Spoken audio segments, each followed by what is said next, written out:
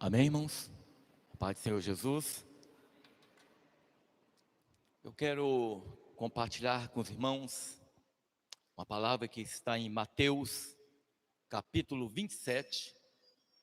Mateus, capítulo 27.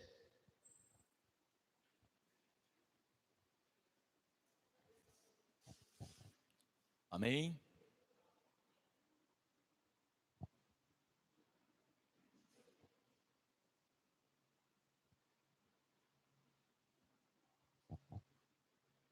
Diz assim a palavra de Deus. E quando saíram, encontraram um homem sirineu chamado Simão, a quem constrangeram a levar a sua cruz.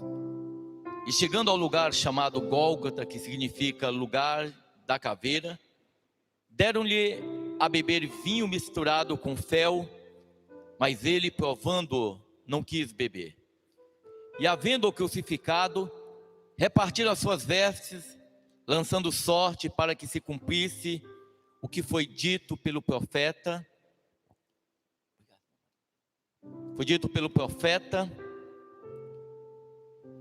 Repartiram entre si as minhas vestes, e sobre a minha túnica lançaram sorte. E assentados, os guardavam ali. E por cima da sua cabeça puseram escrita a sua acusação: Este é Jesus, o Rei dos Judeus.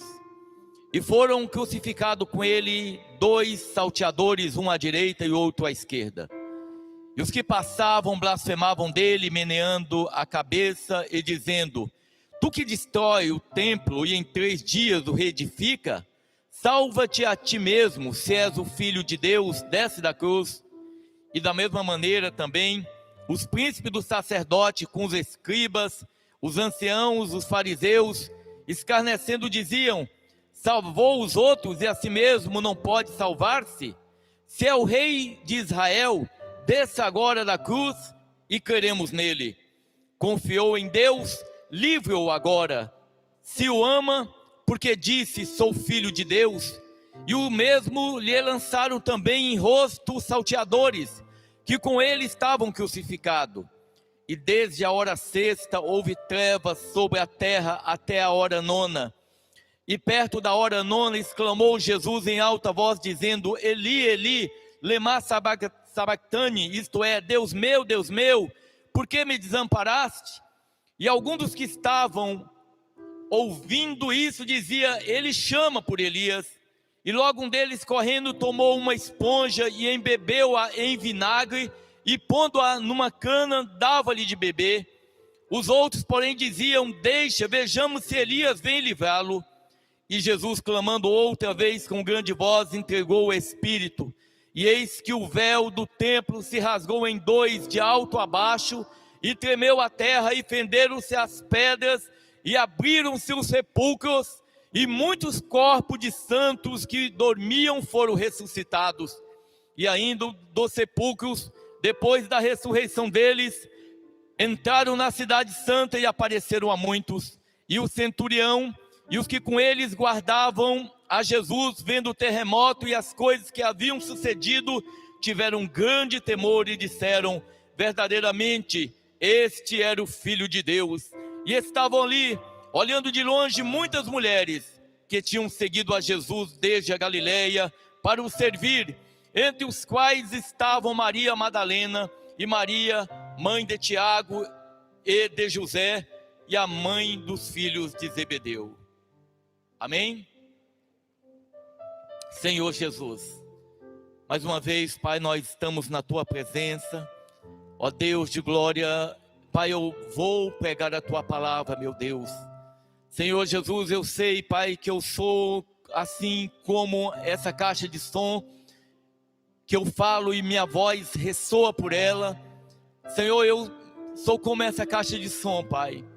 Se o Senhor Jesus não falar conosco, o que sair da minha boca, Pai, não terá efeito algum, ó Deus amado. Mas se o Senhor falar com a Tua igreja através da minha vida, eu creio, Pai, que grandes coisas acontecerão, Pai. Ó Deus amado, opera em nossas vidas, opera na Tua igreja, Pai.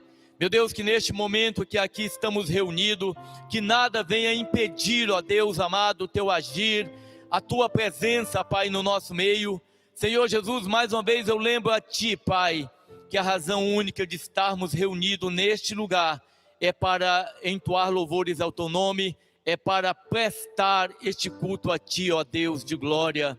Senhor Jesus, eu sei, Pai, que o Teu Espírito move neste lugar, move sobre nossas vidas, ó Deus amado. Não fosse assim, Pai, nós não teríamos prazer algum de estar aqui Te louvando, bendizendo o Teu nome, Pai. Fica conosco, Senhor Jesus.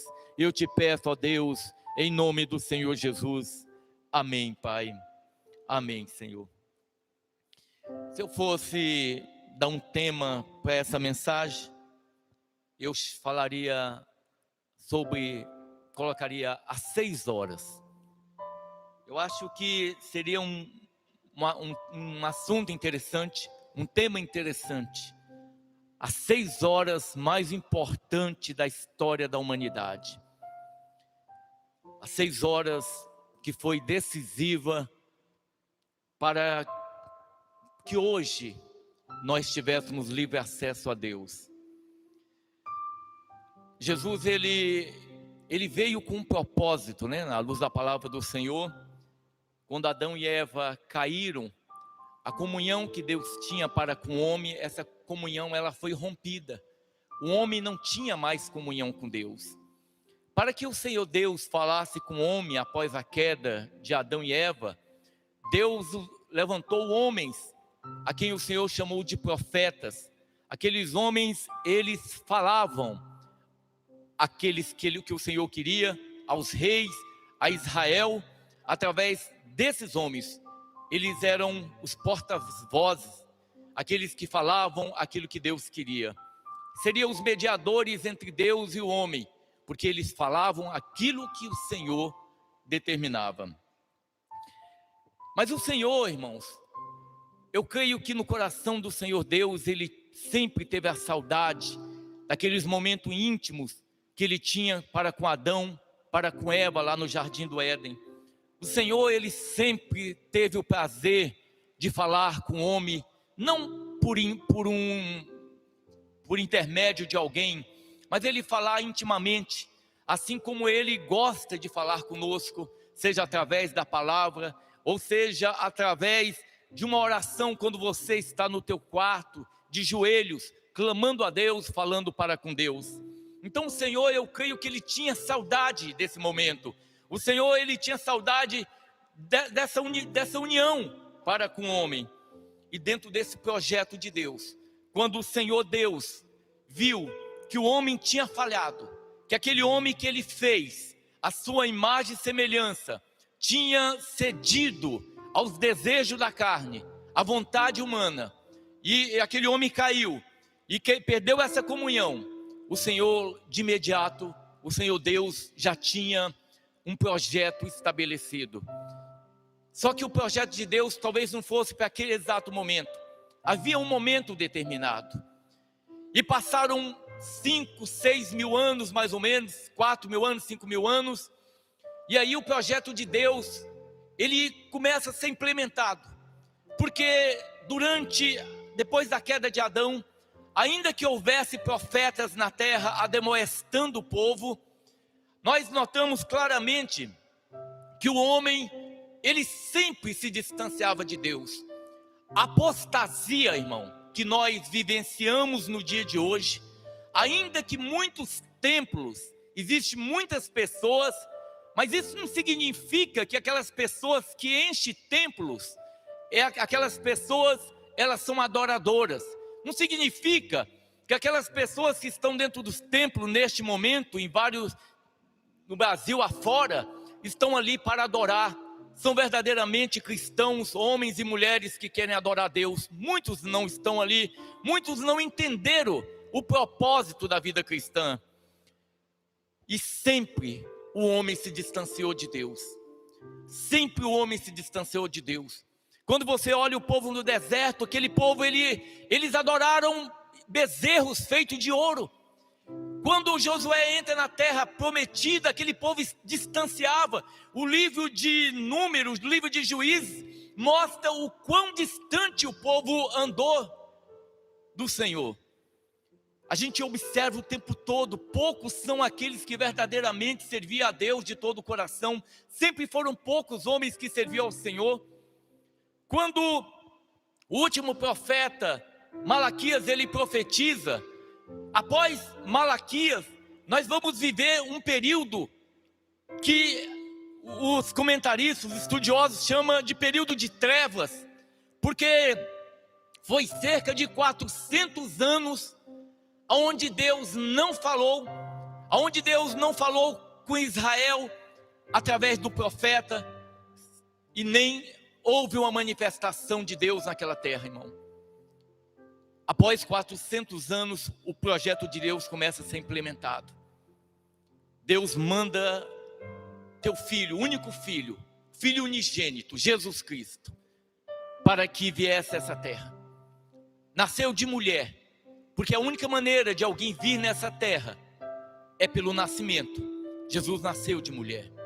Logicamente, eu sempre falo para a igreja que o nascimento de Jesus não foi como o nascimento como nós, aonde o marido e a mulher, momento de intimidade, eles vão gerar filhos. O nascimento de Jesus não foi dessa maneira. Deus escolheu uma mulher donzela. Aquela mulher vai conceber do Espírito Santo o Senhor Jesus.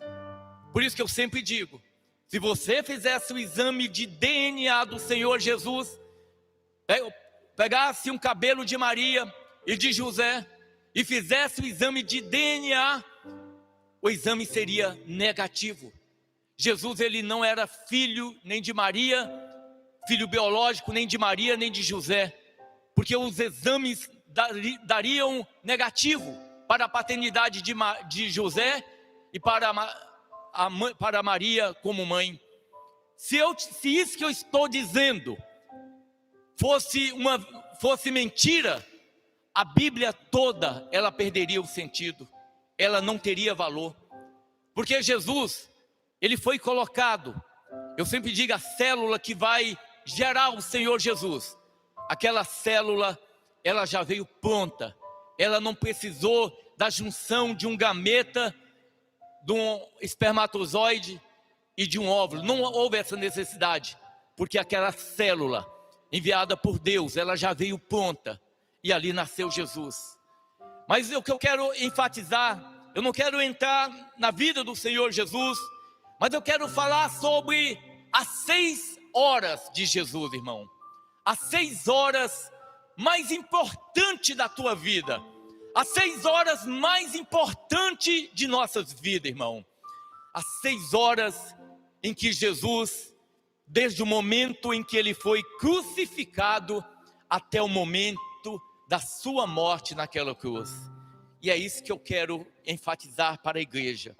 A Bíblia, primeiramente, logicamente que para que o Senhor Jesus ele fosse condenado, para que ele fosse enviado para aquela cruz, ele fosse condenado, primeiro teria que haver um motivo para os homens tentarem condenar o Senhor Jesus.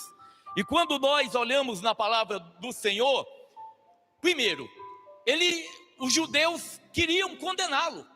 Os judeus, os religiosos, queriam condená-lo. Mas os religiosos não achavam motivo. Eles queriam condená-lo por blasfêmia. E dentro da religião judaica, eles poderiam condenar Jesus por blasfêmia. Só que, quando eles olhavam, eles não viam em Jesus o pecado de blasfêmia. Eles não conseguiam ver isso em Jesus. Mas havia no coração dos religiosos um desejo para que Jesus viesse a padecer. No coração daqueles religiosos havia um desejo pela morte do Senhor Jesus. Eles queriam matá-lo, Jesus. Mas como que eles poderiam matar? Porque se não há o pecado de blasfêmia, como que eles poderiam apedrejar Jesus? Se eles matassem Jesus, acusando de blasfêmia, certamente eles iriam incorrer em um outro crime, num outro pecado gravíssimo, que seria matar, que era condenado no Velho Testamento, no Decálogo, nos 10 mandamentos, um mandamento do Senhor que diz: não matarás. O Senhor, a lei de Moisés permitia que alguém poderia ser morto por apedrejamento, por crime pelo pecado de blasfêmia.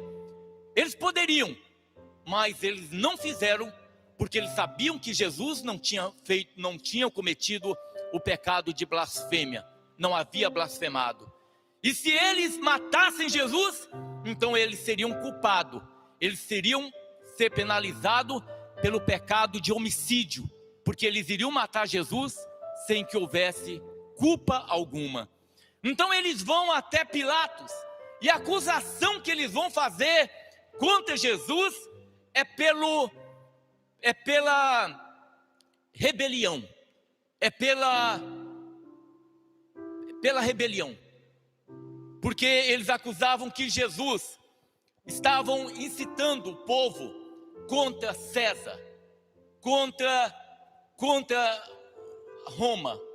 E essa vai ser exatamente o ponto aonde eles vão alegar diante de Pilatos esse crime do Senhor Jesus: a rebelião, a insurreição.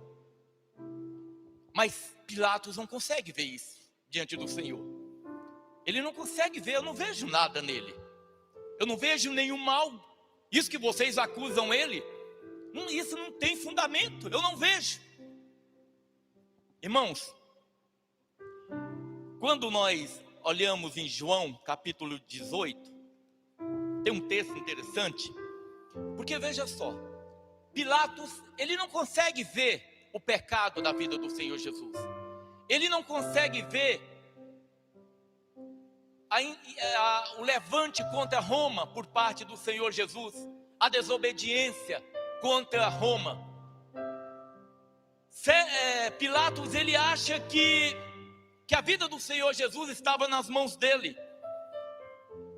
Ele diz para o Senhor Jesus, porque ele começa a questionar Jesus, e Jesus muitas vezes se calava, Jesus muitas vezes não dizia nada, e eles então ele começa a questionar Jesus, e ele diz algo para o Senhor Jesus, que está no Evangelho de João capítulo 19, versículo 10, diz assim a palavra do Senhor: disse-lhe, pois, Pilatos: não me falas a mim? Não sabes tu que tenho poder para te crucificar e tenho poder para te soltar? Respondeu Jesus: nenhum poder terias contra mim, se de cima te não fosse dado, mas aquele que me entregou a ti maior pecado tem. A palavra nos mostra que Pilatos achava que tinha o poder, irmão, de condenar o Senhor Jesus, assim como os homens acham que tem poder sobre a igreja do Senhor Jesus. Os homens acham que muitas vezes, por um decreto, eles podem aniquilar a igreja do Senhor Jesus, eles podem acabar com tudo. Eles acham que tem esse poder, mas eles não têm esse poder. Irmão, tudo que sucede, se você tem o fôlego de vida, se você está aqui nesta manhã, é porque o Senhor tem cuidado de você. É o Senhor que tem nos dado a vida, irmão. É o Senhor que tem nos guardado. O Senhor Jesus poderia requerer algum de nós. Ele pode. O Senhor, o objetivo nosso, da nossa caminhada, é um dia encontrar Jesus. E o Senhor Jesus poderia nos chamar. Ele pode me chamar ainda. Ele pode chamar algum de nós. Mas o importante, como eu sempre digo, o importante é que Jesus, ele esteja verdadeiramente como o Senhor de nossas vidas, que nós venhamos verdadeiramente estar no centro da vontade dele, porque isso é o mais importante. Mas Pilatos achava que poderia intervir, mas o Senhor falou: olha, nenhum poder lhe foi dado, você não pode fazer nada, se o meu Deus, se o meu Pai não tivesse permitido. Então você vê, irmão, que quem tinha o controle de todas as coisas era o Senhor Jesus, era ele, era o Senhor Deus que tinha o controle de todas as coisas que estavam acontecendo. E Jesus, então, ele foi condenado por conspiração, condenado por se levantar contra Roma, como traidor. Essa foi a acusação. E Jesus, então, ele foi sentenciado, e numa manhã de uma sexta-feira, há cerca de 2000 anos atrás, eu acredito que por volta de umas 7 horas da manhã, Jesus talvez ele começa a seguir pela via dolorosa, por aquele caminho de dores, aonde o Senhor, carregando aquela cruz aonde ele iria ser crucificado, agora ele caminha para o Gólgota, chamado Monte da Caveira, no aramaico provavelmente, e no hebraico chamado de Gólgota. Jesus então ele vai para aquele lugar, carregando aquela cruz, todo ferido, todo machucado, havia apanhado, tinha sido torturado. Os homens colocaram uma coroa de espinhas sobre a sua cabeça, muitas vezes, logicamente, também para zombar dele. Aquela coroa também era uma forma de zombaria do Senhor Jesus, para denegrir a imagem dele. Mas ali ele vai caminhando, irmão, ferido. E olha só, lembre-se de uma coisa: aquela morte, ela não foi uma morte qualquer. Aquela morte, ela foi estabelecida pelo Senhor para que nós pudéssemos novamente ter livre acesso ao Pai, a Deus. Da mesma forma como Adão, no final da tarde, ele se dirigia ao Senhor, ele conversava com Deus, ele tinha essa liberdade, e essa comunhão foi quebrada. Agora o Senhor, através da morte do Senhor Jesus, através do sofrimento do Senhor Jesus, ele estava religando, ele estava restabelecendo essa comunhão do homem, da criatura para com Deus. E Jesus então ele vai agora rumo ao Gólgota. A palavra do Senhor diz em Marcos que Jesus, por volta da hora terceira, 9 horas da manhã, Jesus ele foi crucificado. 9 horas da manhã ele foi crucificado, irmãos.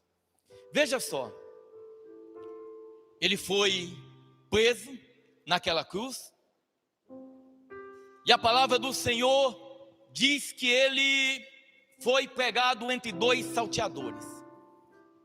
A palavra do Senhor diz que no versículo 34 de Mateus 27, que deram-lhe a beber vinho misturado com fel, mas ele, provando, não quis beber. E havendo-o crucificado, repartiram as suas vestes, lançando sorte para que se cumprisse o que foi dito pelo profeta: repartiram sobre si as minhas vestes, e a minha túnica lançaram sorte. E assentados guardavam ali, e por cima da sua cabeça puseram escrita a sua acusação: este é Jesus, o rei dos judeus. E foram crucificados com ele 2 salteadores, um à direita e outro à esquerda. Irmãos, essas 6 horas, elas foram horas de uma importância.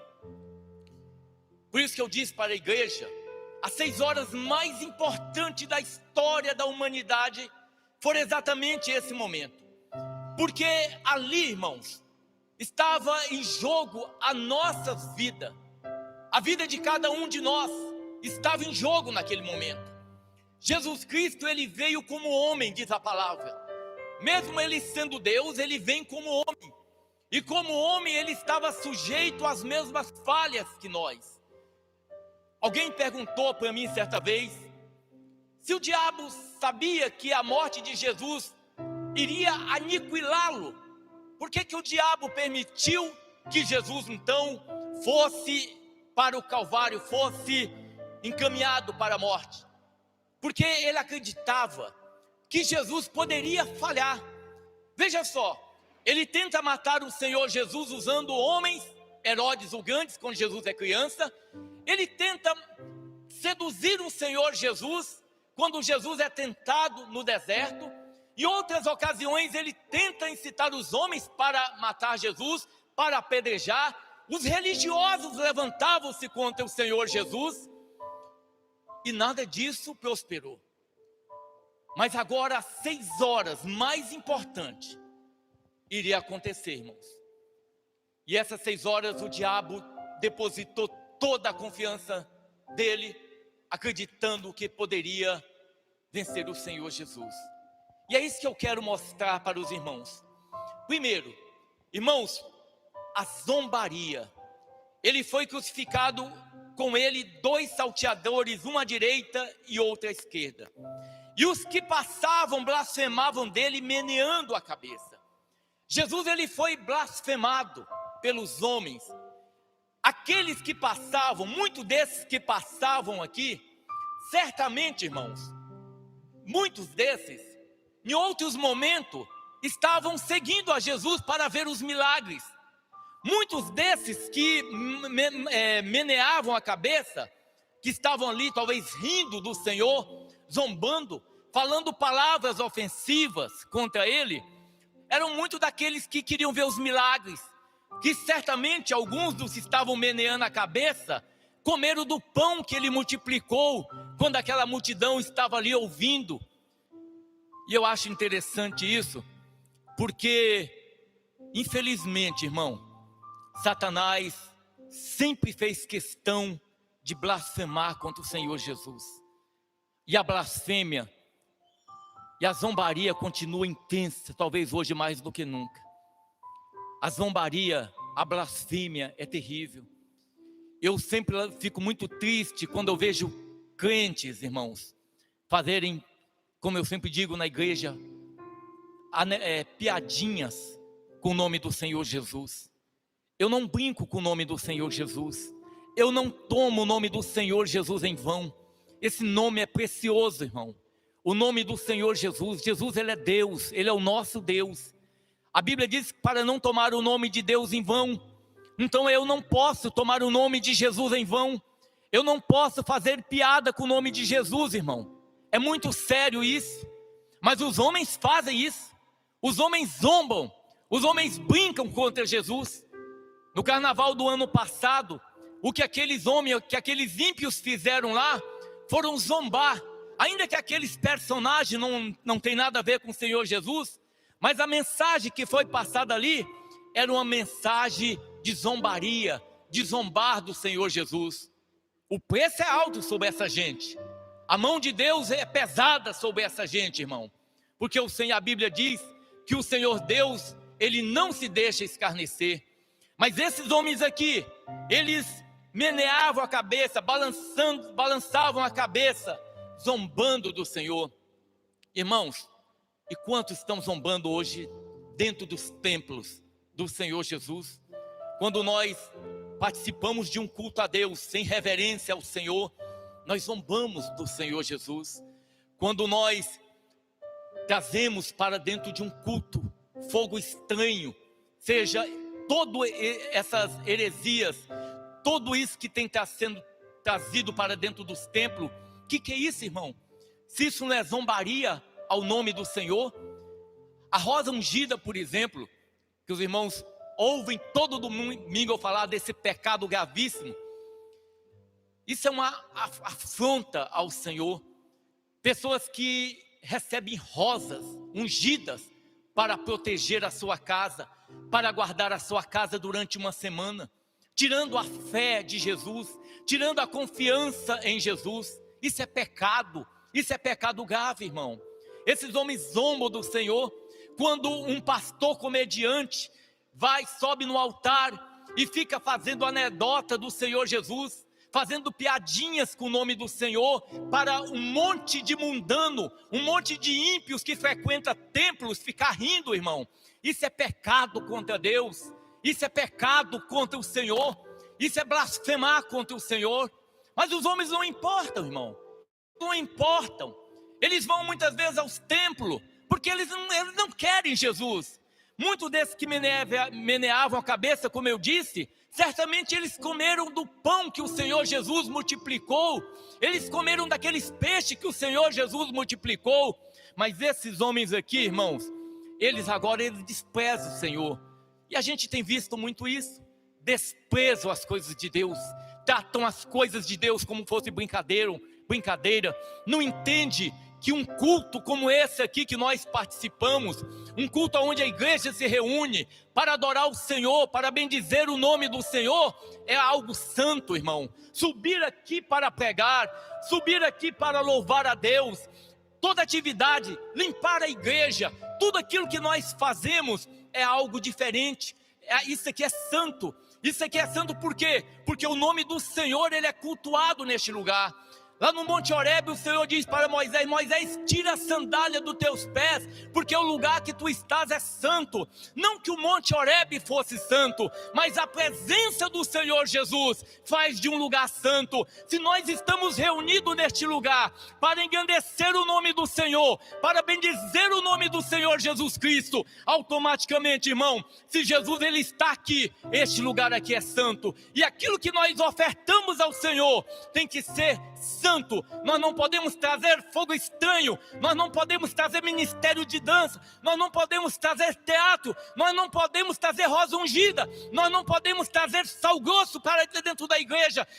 A igreja do Senhor se reúne para adorar o Deus vivo, irmão, o Deus que te salvou, o Deus que tem salvado a tua casa, a tua família. Essa é a razão de estarmos aqui, para cultuar o Deus da nossa salvação, o Deus que escolheu a cada um de nós, o Deus que escolheu Margarete, o Deus que escolheu a irmã Maria, o Deus que escolheu o Dinei, o Deus que nos escolheu, irmão.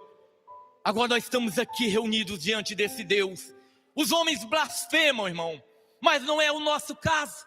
Nós temos que reverenciar o Senhor, reverenciar ao nosso Deus com toda sinceridade. Até a maneira como nós chegamos na presença de Jesus tem que ser com reverência. Mas Satanás, ele faz isso. Zomba, despreza o Senhor. Eu sempre digo, eu ouvi de um ateu dizer, zombar do Senhor Jesus, zombando de Deus. Eu falei, você não crê? Não é porque você não quer crer, porque você não é um escolhido de Deus. Você é ateu, não se zomba, não se engrandece porque você é um ateu. Você é um ateu porque o Senhor não te escolheu. Por isso que você não crê. Porque os escolhidos de Deus, quando o homem é escolhido por Deus, o Espírito Santo, ele coloca no coração do homem a fé, que é diferente de acreditar, irmão. Fé só tem aqueles que têm o Espírito Santo de Deus. O feiticeiro, ele não tem fé. O feiticeiro, ele acredita em alguma coisa. Fé só tem aquele que tem o Espírito Santo de Deus. Porque a Bíblia diz que a fé, ela faz parte do fruto do Espírito. Então, para mim ter fé, eu tenho que ter o Espírito Santo de Deus. O macumbeiro, o feiticeiro não tem o Espírito Santo de Deus. Então eles não têm fé. Eles acreditam naquilo, mas eles não têm fé. Agora, os eleitos têm fé. Os eleitos reverenciam a Deus. Os eleitos tratam a Deus com toda a reverência. Sabe por quê? Porque o Espírito de Deus habita em nós. Ele foi blasfemado por aqueles que muitas vezes estavam seguindo, querendo ver milagre. E que muitas vezes diziam para ele, tu que destrói o templo em 3 dias, reedifica, salva-te a ti mesmo, se tu és o Filho de Deus, e desce da cruz. E da mesma maneira também os príncipes dos sacerdotes, com os escribas, os anciões, fariseus escarneceram, diziam, salvou os outros e a si mesmo, não pode salvar-se. Irmãos, os religiosos sempre têm uma inclinação para o mal. Por isso que eu sempre digo, a Bíblia diz que a religião pura e imaculada é cuidar dos órfãos e das viúvas. Essa é a religião pura e imaculada. Agora, muitas vezes a gente se apega à religião. E nós não podemos nos apegar à religião, irmão. Eu sempre digo para as pessoas, e eu conversando esse dia com um pastor, falando com ele, falando, olha, a minha fidelidade é minha esposa. E eu sempre digo para ela, é porque eu temo a Deus. Eu sou fiel à minha esposa, porque eu temo a Deus, irmão. Porque o homem que não teme a Deus, ele não tem a menor reverência pelas coisas de Deus. Ele trata a Deus com maior desprezo. Temor a Deus é princípio de sabedoria. Eu tenho medo de pecar contra Deus. Eu tenho medo de pecar contra a santidade de Deus, irmão. Mas os religiosos também zombavam. Não é o fato de nós estarmos numa igreja que nós vamos ser salvos. Eu creio que ninguém venha participar de um culto a Deus se não for chamado, se não se tratar de uma pessoa escolhida pelo Senhor.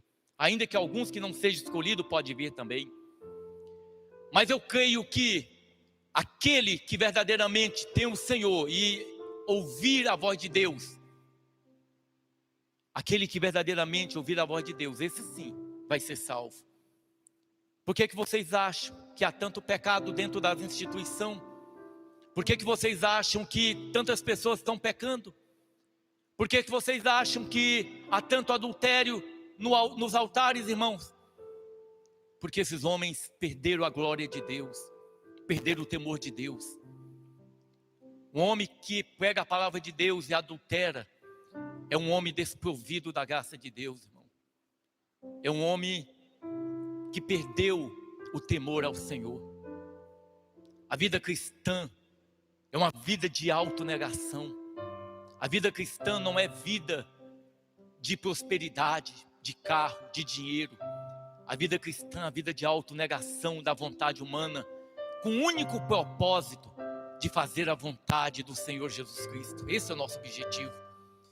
O louvor que nós entoamos é oferta agradável a Deus. Por isso que, quando eu comentando esse dia com o Senhor que estava mexendo no portão da minha casa, eu falando assim sobre a questão de tocar, e eu falei isso para o irmão Cláudio. Falei, irmão Cláudio tem um coração muito grande para as coisas de Deus, um coração muito sedento do Senhor. E eu falando para ele, falei, irmão Cláudio, eu não tocava, eu ia para a igreja, nós dirigimos um culto na quinta-feira, e os músicos não iam, porque músico de igreja geralmente gosta de plateia, eles gostam de muita gente para ouvir, né? Pessoas para cantar, para levantar a mãozinha. Por isso que você vê os louvores que se canta hoje, não é para Jesus. Os louvores que se canta hoje é para os homens, para animar as pessoas. E eu dizia para ele, falei, olha, eu orei ao Senhor e pedi para o Senhor Deus me ensinar a tocar. Eu não sou não sou um tecladista muito simples, mas o suficiente para eu louvar, para engrandecer o nome do Senhor, para exaltar o nome de Deus. Então as coisas de Deus são sérias, as coisas de Deus são com reverência. Tudo que nós fizermos para o Senhor é com reverência a Deus, santidade, nisso nós temos que buscar. Aleluia. Os homens zombaram do Senhor. A Bíblia diz também que os ladrões, esses dois salteadores, eles também zombaram do Senhor.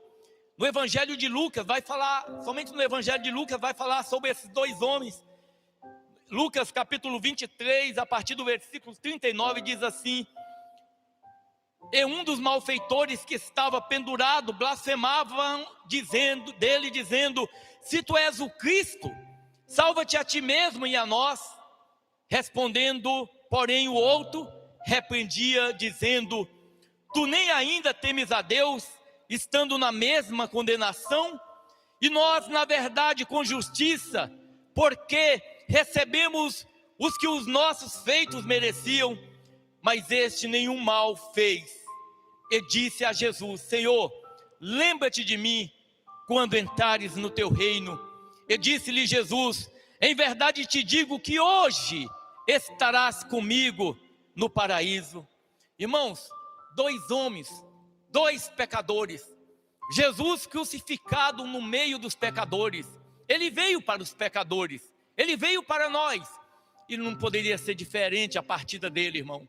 Agora, entre esses dois salteadores, um toma uma decisão, um blasfema do Senhor, um esnoba do Senhor, enquanto que o outro, irmão, naquele momento, reconhece que Jesus Cristo é Deus.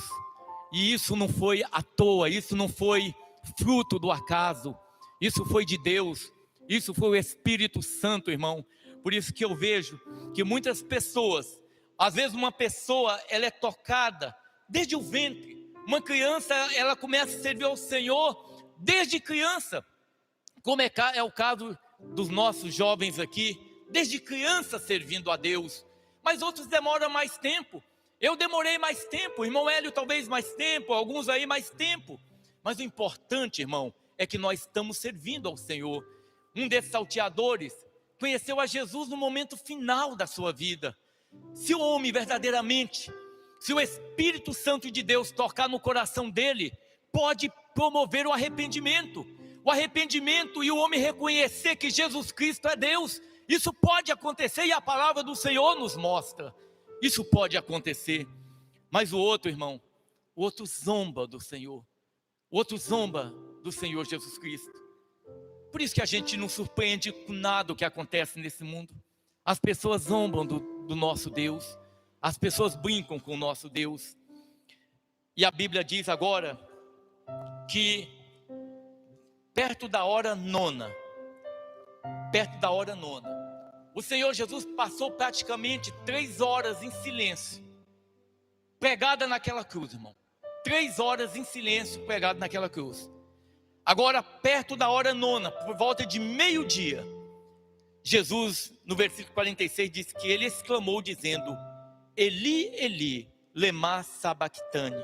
Isto é, Deus meu, por que me desamparaste? Alguns estudiosos dizem que neste momento, Jesus ele estava recitando o Salmo 22. Que ele recitava aquele Salmo 22. Eu não acredito, irmão. O que eu acredito que está acontecendo aqui, e o que Jesus fala exatamente neste momento, é o que ele estava vivendo na cruz naquele momento. Porque veja só, irmão, da mesma forma que como na lei, o homem que pecasse, ele tinha que matar um cordeiro, derramar o sangue do cordeiro para que seus pecados fossem perdoados, ou senão, durante uma vez por ano, havia o sacrifício pelo povo de Israel, onde o sacerdote, ele pegavam 2 bodes, um era enviado para o deserto e outro era sacrificado. O sacerdote impunha a mão sobre um daqueles bodes, simbolizando que o pecado de todo Israel era transferido para aquele animal. Eu creio que naquele momento, Jesus ele carregava sobre si o pecado da humanidade, irmão. E nós sabemos que o pecado, ele causa separação entre Deus e o homem. Aquilo que é mais triste do pecado é a separação que ele causa entre o homem e Deus. Não adianta vir para a igreja, não adianta fazer parte de ministério, não adianta ter o dom ministerial de pastor, não adianta, irmão, se vive na prática do pecado. Eu sempre digo, a Bíblia nos mostra o caso de Saul. Saul, ele perdeu o Espírito Santo de Deus. Ele tinha sido ungido rei de Israel. Saul era um ungido de Deus. Ele perdeu a unção. O Espírito Santo de Deus saiu dele. Diz lá em 1 Samuel capítulo 16. Irmãos, mas mesmo assim, ele continuou como rei. Eu falei para o pastor Maceu, gente conversando, eu falei, olha, tem muitos pastores que vivem situação idêntica como esse. Homens que continuam, eles não temem a Deus e eles continuam como pastor, mas eles adulteraram. Eles não têm sobre ele a unção mais, não tem mais sobre ele o Espírito Santo. Saiu, mas eles são rebeldes, eles são teimosos e eles insistem em ficar no altar. Eu tenho consciência disso, irmão. Eu sempre falo para Eliane, eu tenho consciência disso. Eu tenho consciência de que o que a queda pode proporcionar. E eu sei o que Deus tem confiado a mim. E eu não tocaria o que Deus tem confiado a mim por nada nessa terra. Eu não tocaria o que o Senhor confiou a mim. E eu sei que muitos dos irmãos aqui jamais tocaria aquilo que Deus tem confiado a vocês. Aos nossos jovens que têm procurado ter uma vida santa, uma vida reta. O pecado é contra Deus. O pecado é contra Deus.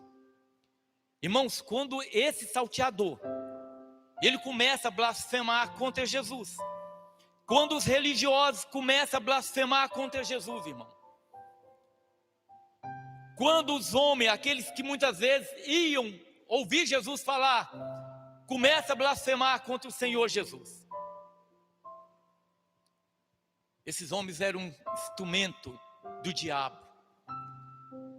Eles sabiam que se o Senhor Jesus deixasse entrar em seus corações o ressentimento por todas aquelas afrontas, ele não poderia, a morte dele seria em vão no meu lugar, no teu lugar.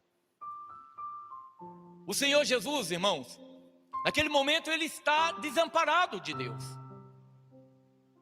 Os pecados da humanidade estão sobre ele. Ele não tem, o Espírito Santo de Deus não pode agir ali nele. O Senhor Deus não pode contemplá-lo,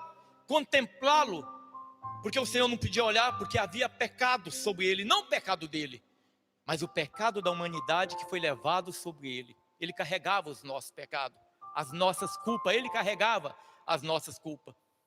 E por isso havia uma separação entre Deus e o Senhor Jesus.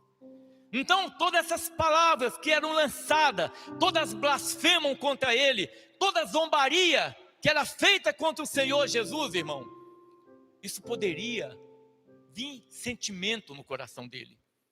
Porque eu sempre digo, e a palavra nos mostra, que o diabo, que Satanás, ele é um ser espiritual, Satanás. Os demônios são seres espirituais.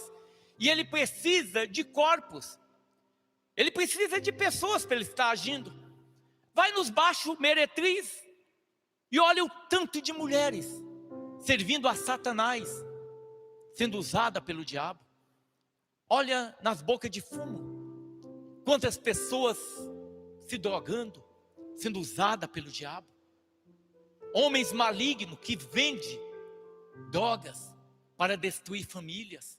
Esses homens são usados pelo diabo. O diabo precisa de corpos, de homens para implementar aquilo que ele quer. E ele usava religiosos, ele usou homens e ele usou também os salteadores. Se alguma daquela palavra tivesse entrado no coração do Senhor Jesus, a morte dele naquela cruz seria em vão. E eu digo uma coisa para a igreja, irmãos, se nós deixarmos a mágoa entrar em nossos corações, nós perdemos a comunhão com Deus. Nós perdemos a comunhão com Deus. E o diabo usa pessoas todo dia. O diabo usa pessoas no teu serviço. Você contrata uma pessoa para trabalhar com você, a pessoa usa de má fé com você, e você fica irado. Mas você sabe que você não pode deixar o ressentimento entrar no teu coração. Você sabe que a mágoa vai te afastar de Deus. E muitas vezes as pessoas têm cedido a isso. Às vezes a gente tem que ter o discernimento e saber qual é o jogo do diabo, qual é a ação de Satanás para te afastar do Senhor. E muitas vezes uma mágoa te derruba. Quando o homem não tem um discernimento, o diabo prepara uma situação, joga uma mágoa e a pessoa cai. Mas cai, sabe por quê? Porque ele estava desprotegido. Certamente não estava orando, certamente não estava lendo a palavra de Deus. Então ele se tornava um alvo fácil para Satanás agir. Mas o Senhor Jesus, não. Ainda que ele estivesse só, ainda que o Senhor Deus não pudesse contemplar ele naquele momento, porque ele estava só, carregando os nossos pecados, ele guardou o coração dele. Ele sabia, ele tinha pregado, ele tinha falado para as pessoas sobre o perdão. Ele tinha dito para os homens, ele falou numa parábola que aquele que não perdoa o seu irmão vão ser entregues na mão dos verdugos, dos atormentadores. Ele sabia do que ele estava falando, e ele sabia o que ele estava vivendo naquela cruz, irmão, pregado, 3 horas pregado naquela cruz. E ele clama: Deus meu, por que me desamparaste? Aqui não era Jesus homem, Jesus Deus clamando, irmão. Aqui era Jesus homem, aquele que tinha sede, aquele que chorou quando viu Maria, irmã de Lázaro, aquele que compadece, aquele que muitas vezes teve fome quando estava sendo tentado no deserto, aquele que o diabo ofereceu os reinos da terra, a riqueza da terra para ele, tentando seduzi-lo.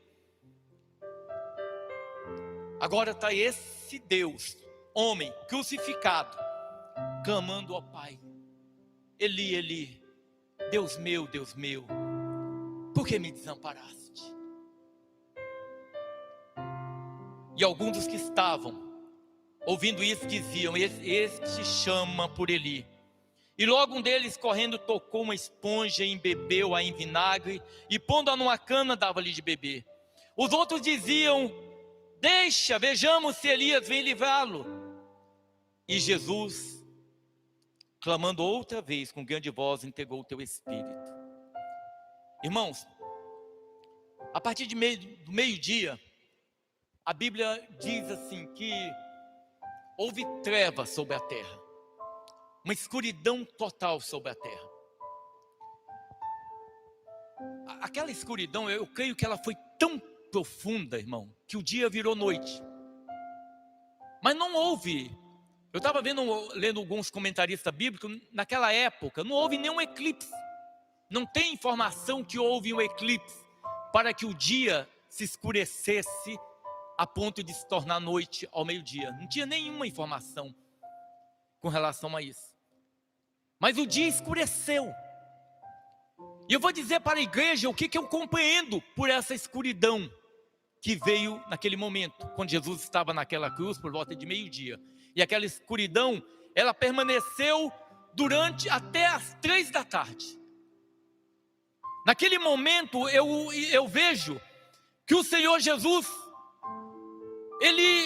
a glória de Deus, a presença de Deus, ela praticamente como se fosse retirada da terra, irmão. Porque a Eliane pregava aqui no sábado, e ela falando sobre a questão de trevas. Trevas, irmão, não é simplesmente escuridão, mas é a ausência de Deus. Trevas é a ausência de Deus. O ímpio, ele vive em trevas.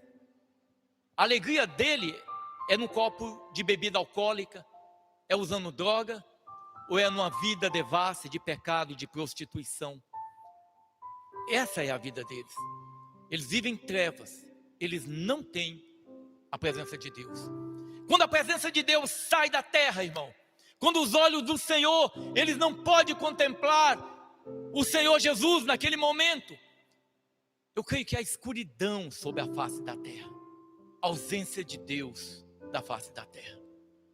E a terra se escureceu. Por volta das 3 horas, Jesus, ele clama com grande voz e entregou o Espírito. Foi o momento da morte. Você sabe que Jesus, ele teve uma morte relativamente rápida. A morte geralmente, tem alguns comentaristas bíblicos, eles dizem que uma pessoa, às vezes ficava 1-2 dias pregado naquela cruz. Ficava 1-2 dias pregado até morrer. Mas Jesus, ele naquele momento, ele entrega o Espírito dele ao Senhor. E naquele momento que ele entrega o seu Espírito, ele clama com grande voz, ele entrega o Espírito. Tem um dos textos que eu mais gosto na Bíblia, que é o versículo 51 do capítulo 27, que eu acho que a igreja tem que entender esse versículo. principalmente os profetas. Principalmente os profetas e aqueles que gostam de profecia, que muitas vezes é enganado por muita gente que usa de má fé. A maioria usa com engano, a maioria mente, e vão pagar um preço altíssimo por falar aquilo que Deus não tem falado. Ele diz assim: e eis que o véu do templo se rasgou em dois, de alto a baixo, e tremeu a terra e fenderam-se as pedras. O Senhor mostrava para a religião que aquela comunhão que foi perdida no Éden, que Adão perdeu quando ele pecou contra Deus, quando ele comeu do fruto da árvore do conhecimento do bem e do mal, aquela comunhão que foi perdida, esse véu mostra que, quando ele rasga de cima e embaixo, esse véu que separava o lugar santo do lugar santíssimo, ele mostra que agora o homem tem livre acesso a Deus. Não precisa mais de mediador, irmão. O Senhor Deus não precisa mais de um profeta para falar contigo. Ele fala contigo diretamente. Ele fala com você, basta você ajoelhar, você chegar diante do Senhor, confessar teus pecados. Talvez muitas vezes Deus não pode falar conosco por causa dos nossos pecados. O Senhor não pode falar conosco. O pecado está nos separando. Mas a partir do momento que você chega diante do Senhor e fala: Senhor, olha, eu tenho pecado contra ti, mas hoje, Senhor, eu quero tomar uma decisão na minha vida e abandonar o pecado. Irmãos, neste momento, o Senhor Deus vai apagar os teus pecados se você se arrepender verdadeiramente. E a comunhão vai ser restabelecida. Você vai falar com Deus e Ele vai te ouvir. Ele vai te ouvir. Era exatamente isso, irmão. Hoje nós não temos mais mediador. Nós não precisamos mediador. Não precisamos de pessoas para nos mediar contra Deus.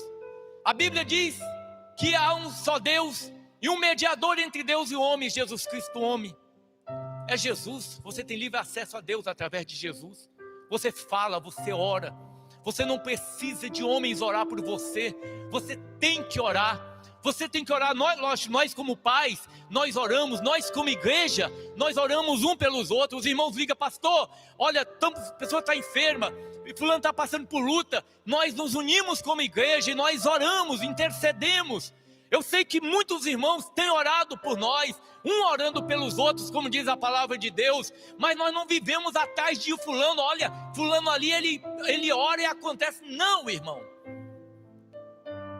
Nós oramos, nós temos livre acesso a Deus.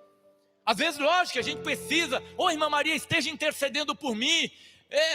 Irmão Hélio, ora por mim. Jéssica, ora por mim. Irmã Aparecida, se puder, me coloque nas tuas orações. Margarete, me coloque nas tuas orações.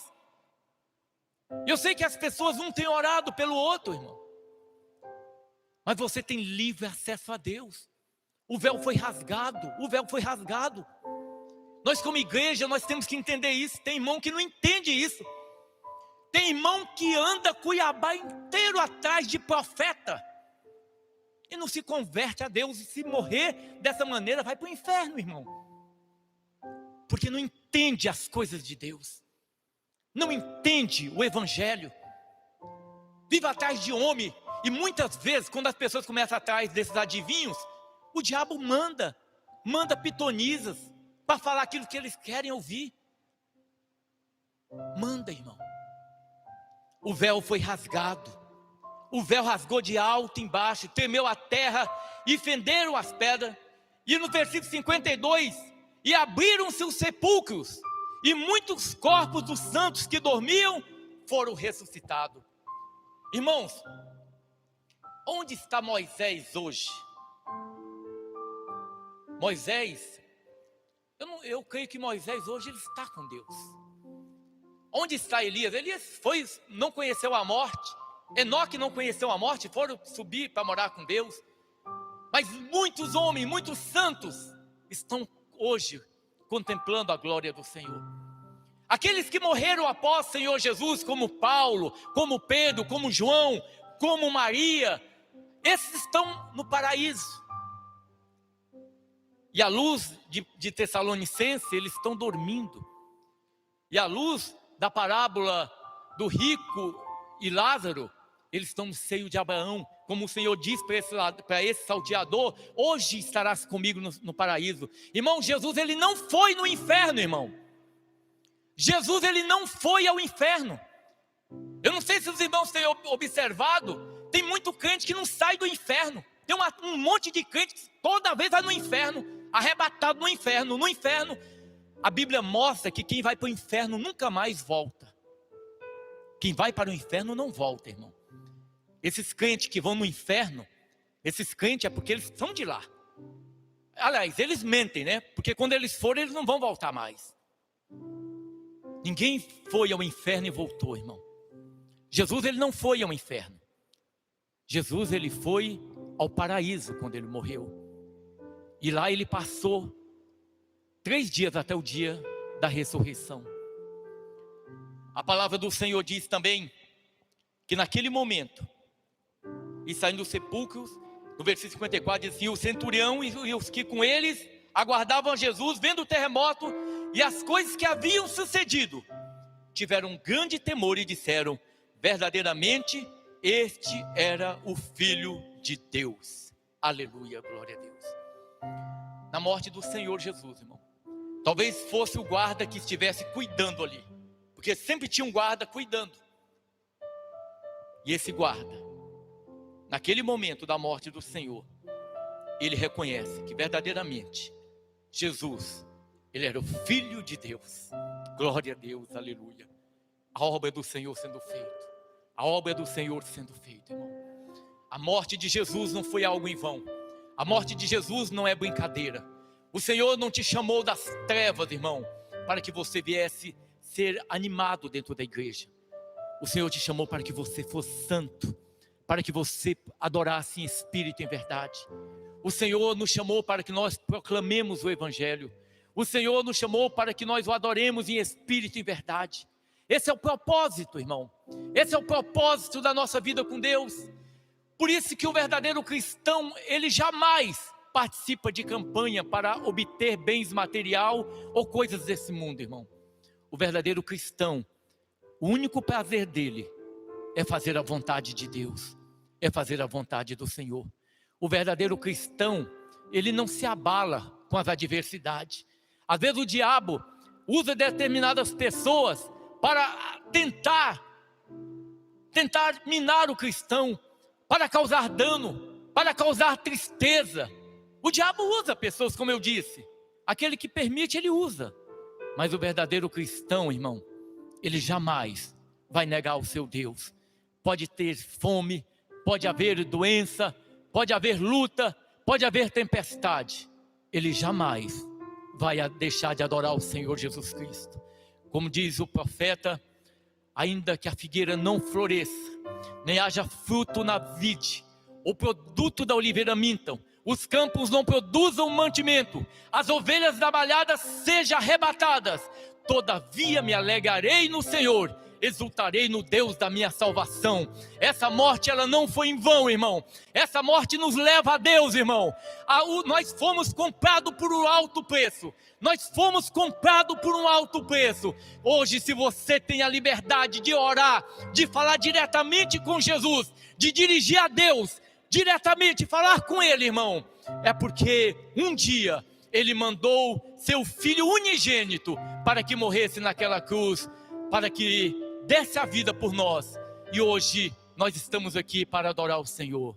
Aleluia, glória a Deus, aleluia. Essa morte, irmãos, não foi porque os judeus queriam que Jesus morresse, ainda que houvesse no coração dos religiosos a morte, o desejo da morte de Jesus, mas tudo foi permissão de Deus. Tudo foi permissão de Deus. Pilato não podia fazer nada, porque tudo dependia da vontade do Senhor. E a Bíblia diz que Deus agradou em moê-lo. O Senhor agradou que Jesus passasse por isso, para que fosse restabelecida a comunhão entre nós e o Senhor, para que fosse restabelecida a nossa unidade, a comunhão da igreja de Jesus para com o nosso Deus. E hoje nós temos o privilégio de adorar Jesus Cristo, de bendizer o nome dEle. Aleluia, Senhor, grande é o teu nome, Jesus. Glorifica o nome do Senhor, Jesus, irmão. Glorifica o nome de Jesus, exalte o nome do Senhor, porque Ele é Deus, Ele é o Deus da nossa salvação. Aleluia, amém? Glória a Deus. E eu glorifico muito ao Senhor, irmão, por poder estar aqui com a amada igreja, por poder adorar o Senhor em espírito e em verdade. Amém? Glória a Deus. Eu vou, antes de nós terminarmos de orarmos, eu vou falar rapidamente sobre dízimos e oferta. Eu quero ler em Lucas capítulo 21.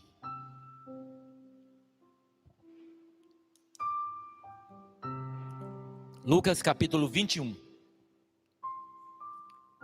E olhando ele, viu os ricos lançarem as suas ofertas na arca do tesouro. Algumas versões falam gasofilácio. E viu também uma pobre viúva lançar ali 2 pequenas moedas. E disse: em verdade vos digo que lançou mais do que todos esta pobre viúva. Porque todos aqueles deram como oferta de Deus do que lhe sobejava. Mas esta, da sua pobreza, deu todo o sustento que tinha. Aleluia, glória a Deus. Não é pela quantidade, irmão, mas é pela tua sinceridade. Eu sempre digo para a igreja, e esse texto mostra exatamente isso. Essa mulher, ela tinha 5 moedas. Talvez 5 moedas de 10 centavos. Mas era tudo que ela tinha. E ela pegou tudo que ela tinha. E ela ofertou aquilo. E o Senhor falou: olha, ela deu mais do que aquele que deu 1.000, 2.000, 3.000. A matemática de Deus é diferente da matemática do homem. Quem gosta de muito dinheiro é falso profeta, avarento. Agora nós temos como igreja aprender a contribuir, irmão. Porque o Senhor Deus se agrada. Deus abençoa. Deus abençoa. Deus, Ele move. E nós somos testemunha disso. O Senhor Deus abençoa. Amém?